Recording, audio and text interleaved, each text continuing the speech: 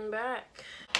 Hey guys, it's BAShanieee, and today I'm back with another YouTube video. So today I'll be doing 10 Netflix series that you should probably watch.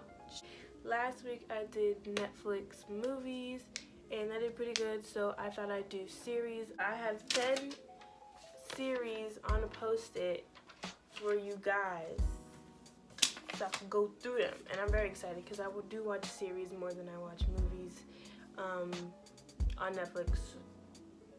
So I gotta say, boo, whatever. So the first Netflix series that you should probably watch is Series of Unfortunate Events. It is really good. I think it's Lemony Snicket's Series of Unfortunate Events. Sunny, Violet, and Klaus Baudelaire, right? Their parents died in a fire. It's a mystery series and it's so good. They died in a fire and they just try to find guardian after guardian after guardian, and basically where their parents have originally sent them is to their uncle Count Olaf, who is this wannabe like actor. He loves this, you know, we all love this, but he loves this. So he was willing to do anything to get the Baudelaire's fortune, but he has to, you know, marry or get an agreement from the oldest Baudelaire, which is Violet. You feel me, right? So he was hunting them down. Wherever they went, wherever new guardian they had, wherever they was at, he would either kill the guardian or have some freaking disguise that nobody else would recognize him. It was like Hannah Montana. He would have a disguise and nobody knew that was Count Olaf. It was just a whole new person. So all the new guardians were fooled, killed by Count Olaf. Right. Anyway, 10 out of 10, totally recommend. The Office. It's not a Netflix series, but if you haven't watched The Office, where have you actually been? People literally in an office living their daily lives, but these people have such a relatable sense of humor, and like you can relate to them. The Office is something you should be watching. 10 out of 10 recommend. The next one is Stranger Things. Basically, Stranger Things. This little boy goes missing, and you know, this little boy goes missing, and people of a small town starts to uncover government secrets, and it's all supernatural. It's all supernatural, and it's really good, and I feel like I'm recommending obvious stuff, but if you, just in case you haven't watched Stranger Things, you should be watching Stranger Things. Definitely recommend this one. You should go watch it. The next one is Riverdale. Everybody is like on Cole Sprouse's ass. Riverdale is basically another mystery. I love the little mysteries. The death of Jason, Blossom, and like everybody's like, it's a really good one. But basically there's a death and people's just questioning each other. It's literally, that's it. All these mysteries are the same. Sorry for the little lighting things going on over here. I'm super confused. But anyway, I'm not a fan of Riverdale. Okay, I like it, but it's not my favorite. If I had to choose Stranger Things or Riverdale, I would definitely be choosing Stranger Things. Sorry, sister. Like Riverdale is good, but it's not Stranger Things good, in my opinion. But I do recommend if you're looking for a little mystery. On my block. Okay, on my block. On my block, I've watched the first season and I haven't watched any following season. I need to get on my Netflix game. Sorry. Boyfriends try to literally survive high school together with the taking in the consideration of girls, boys, parties.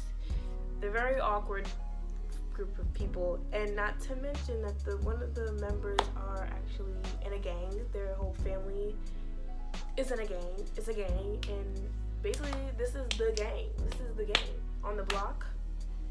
This is the gang you cannot mess with.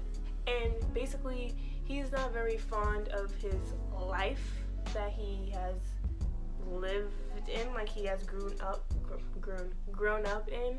He wants to just be a regular boy and chill, whatever.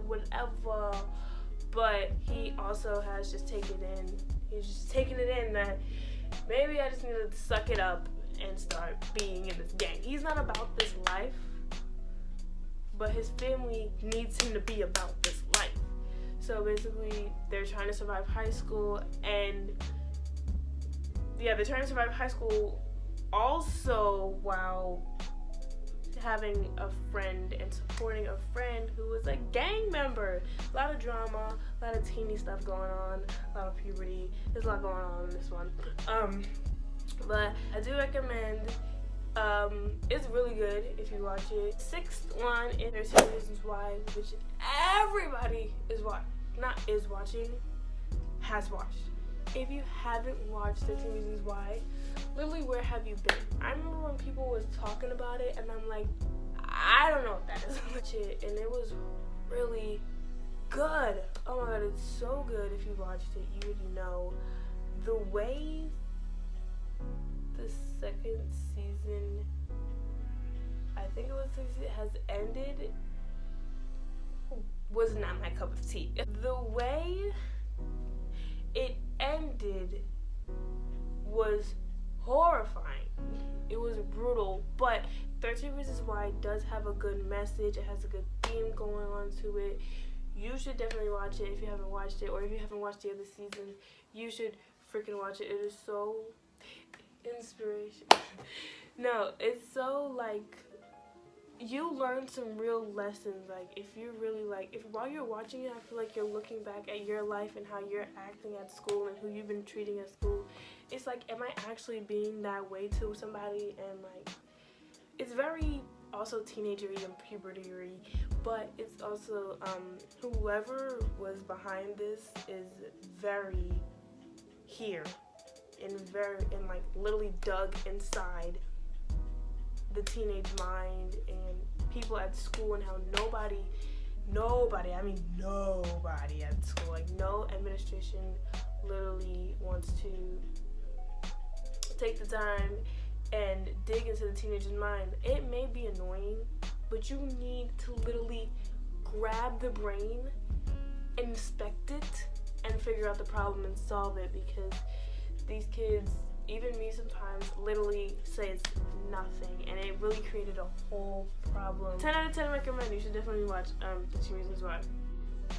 The next one is a really cute little series called The Typical. I have to explain it because I don't think a lot of people watch Atypical, but it's a little boy with autism. Well, he's not little, he's in high school. He's older than the sister, but anyway, he's in high school, he has autism, and he goes to this therapist, and basically he is learning how to function like a real boy. Like he's a real boy. How to function like an average teenage boy with sex and girls and friends, and just he's very honest. Like there's not a moment where he's gonna literally lie in your face. It's not a time where he's gonna lie in your face, but teenagers always lie. So he's just trying to find the norm in himself. He's trying to cope with himself because he's very unique and different, and also trying to be freaking the average teenage boy as well, while doing everything that another average teenage boy does. With his autism, loud noises is not his forte. It's just, he's trying to incorporate his world with the average teenage boy's world and freaking get in the group. He's very smart. A very relatable topic about a family who is just trying to get, through their lives. Parents who's trying to help their children get through high school, or the boys going to college. The last time I watched that show, it's very good. 10 out of 10 recommend. I think there's another season, there may not be, but it's really good, and you should definitely watch it because it's teases the end of the f***ing world. This is what it's about. Two 17-year-olds embarking on a road trip to find the girls that. Literally adventure, mystery, teenagery, all my topics right into one little ball. Blame that. Two 17-year-olds embark on a journey to find the girl's estranged father. That's it. It's really, really good, I heard, and I watched it, and it's really freaking good. It's also not my favorite, but I also haven't dug deep into the series, so we'll give it a calm rating for now. But I think you should watch it because it's really good, and maybe you might like it more than I like it, so who really knows. Number 9 is a little bit of a family-friendly one. It's Free Reign. This girl, she's on vacation, I think in London. She's in London because her mom is from London. So her grandparents, well, her grandfather lives there, whatever, right? Backstory done. I forgot what she does. I think her sister runs off. They're like walking, they're on a walk or whatever, and the sister runs off somewhere, the little girl, and she ends up at a horse school, horse training, some horse giddy, and she falls in love with a horse named Raven. Nice, black, beautiful horse. But everybody seems to love Zoe, which is the new girl that's on vacation, because Raven is a really hard horse to cooperate with, and Raven and Zoe seem to have this connection, and they're all like, wow, like how is that even possible if Raven is so hard to communicate with, and this random girl comes over the fences and just takes over, you know? Raven loves Zoe, and I forgot her name, Mackenzie, Maya, something with an M probably, and I could be totally wrong, but the popular girl, she's jealous, and she does everything in her power, just like Count Olaf, to go, ooh, she's telling that girl to go, ooh. Basically, she don't like her, and Zoe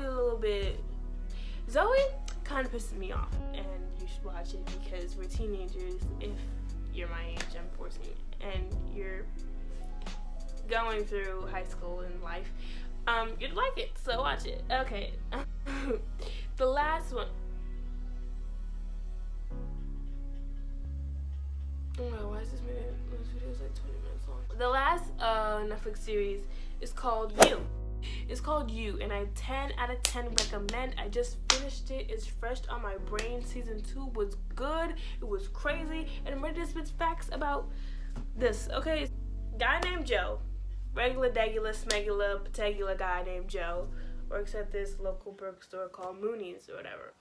Beautiful. This college girl who wants to be a writer walks up in the store, and he instantly falls in love. He has love at first sight. Beautiful. So Joe they start having this conversation when she exchanged books and over the counter or whatever. And Joe is just head over heels with this girl. He's just like, this girl. This girl is the girl, right? And I guess her name is Guinevere Beck, like that's her whole name, but nobody calls her Guinevere. Everybody calls her Beck, right? So her name is Beck. Beck and Joe. Regular names. Okay. And basically, he's stalking the life out of her. And everybody is just throwing all of these stalker signs into like oblivion. Basically, Joe will do anything to make sure Beck is with the right guy, having the right life, and doing the right things. Joe goes out of his way to literally kill Beck's ex-boyfriend because he was not good for her. Eventually he kills someone else that was very toxic in Beck's life, but I don't think she was worth killing. She was very annoying and snobby and rude. I 10 recommend. I 10 out of 10 recommend. I 10 out of 10 recommend. Anyway, but thank you guys so much for watching this video. Don't forget all my social media information is in the description down below. Comment down below which one of the 10 is your favorite movie to binge watch. Okay, bye.